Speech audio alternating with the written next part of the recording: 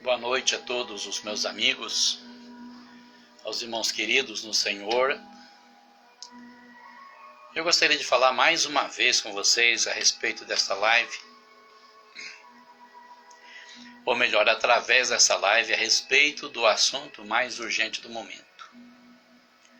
Daqui a 2 dias, nós estaremos elegendo o prefeito e os vereadores da nossa cidade.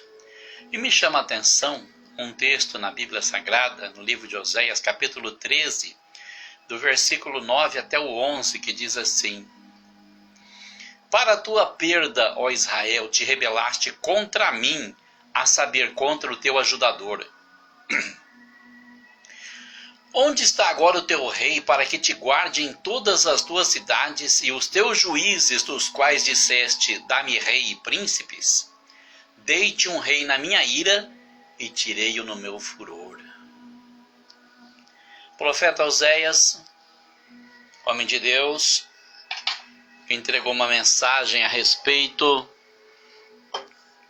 das condições do povo de Deus, e fala também a respeito da época do primeiro rei de Israel, o rei Saul. Nós falamos de primeiro rei porque é o primeiro rei oficial. Houve um tal de Abimeleque que um dia diz que reinou sobre Israel, mas não foi um verdadeiro rei. Ele se ungiu, ele se elegeu, ele fez a cabeça do pessoal e ele não foi escolhido por Deus. Então ele não foi um legítimo rei.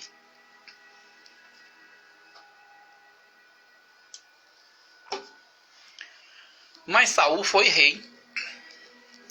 Quem conhece a Bíblia Sagrada sabe da história de Saul, de como ele se ouve diante de Deus e como ele se comportou também diante do profeta. O povo de Israel tinha saído do Egito guiado por Moisés, que deixou como sucessor Josué.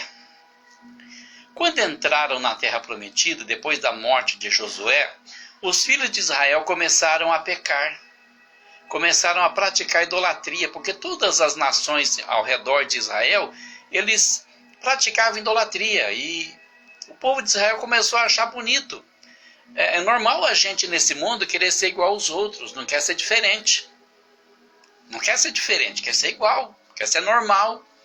Mas o normal muitas vezes não é do agrado de Deus.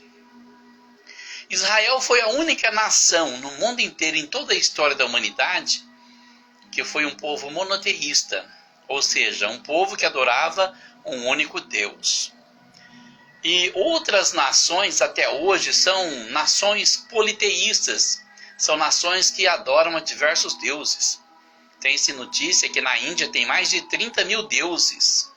Então é um negócio muito complicado, né? Mas o povo de Israel, eles queriam ser igual aos outros, queriam ter deuses, queriam ter liberdade, queriam se prostituir, queriam se divorciar, não queriam guardar a lei, não queriam se circuncidar. Eles eram realmente um povo diferente.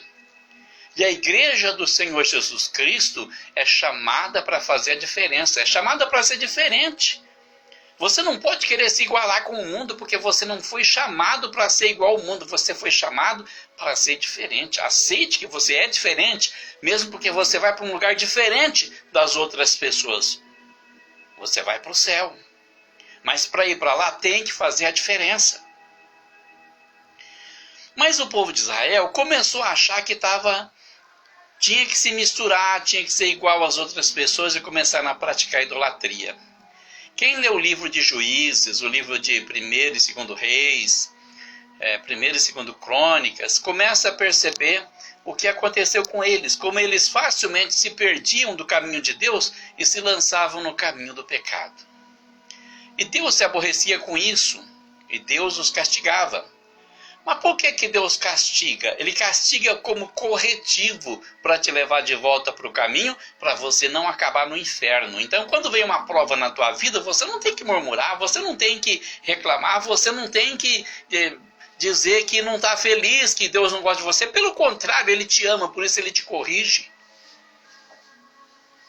O apóstolo Paulo diz que quando o Senhor nos corrige, Ele nos corrige para não sermos condenados com o mundo. Mas o povo começou a pecar, Deus entregava eles nas mãos dos seus inimigos, que os oprimiam e escravizavam, e então no aperto eles clamavam a Deus, e Deus levantava um juiz. Levantou vários juízes, né? Sansão foi um desses juízes, Jair, Tola e tantos outros que se levantaram, Débora, Baraque e muitos outros. Mas o último juiz que Deus levantou na terra de Israel chamava-se Samuel e era um profeta, um homem de Deus. E quando Samuel começou a envelhecer, apesar de ter vivido uma vida de muitas virtudes, muita renúncia, muita entrega a Deus e de uma reta justiça, os filhos dele também haviam se corrompido e faziam julgamentos como os que a gente vê hoje no STF.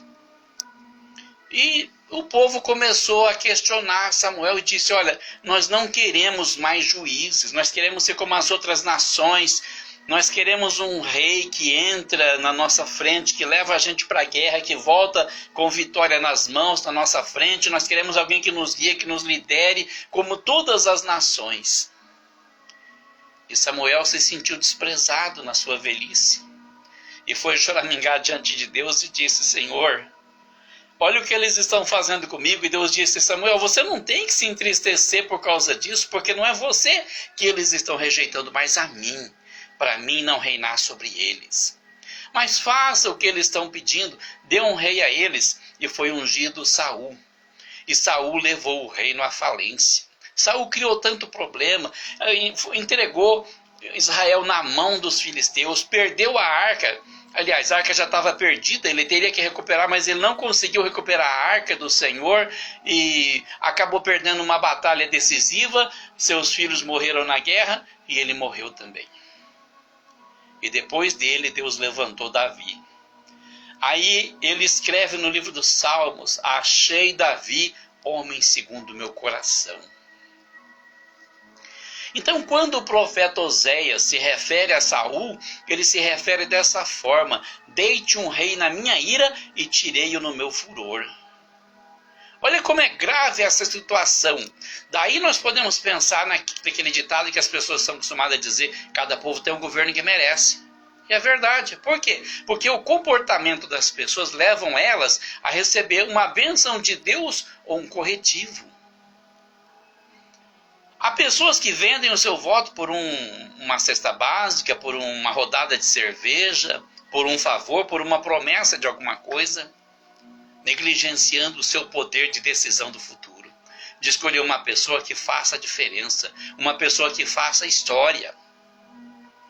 E eu, sinceramente, não sei dizer para vocês quem é, não tenho bola de cristal, não tenho revelações de Deus, não sobre esse tipo de coisa, mas eu tenho pedido a Deus para iluminar minha mente. E eu gostaria que você fizesse o mesmo.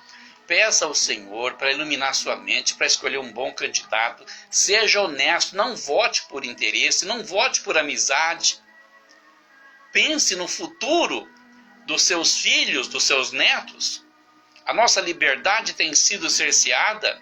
Semana passada, um pastor foi preso no Maranhão porque estava pregando o evangelho na rua. Felizmente nós temos uma deputada temos uma senadora que é da Assembleia de Deus e que já pediu o afastamento da juíza que determinou a prisão desse pastor, porque estava pregando o evangelho na rua.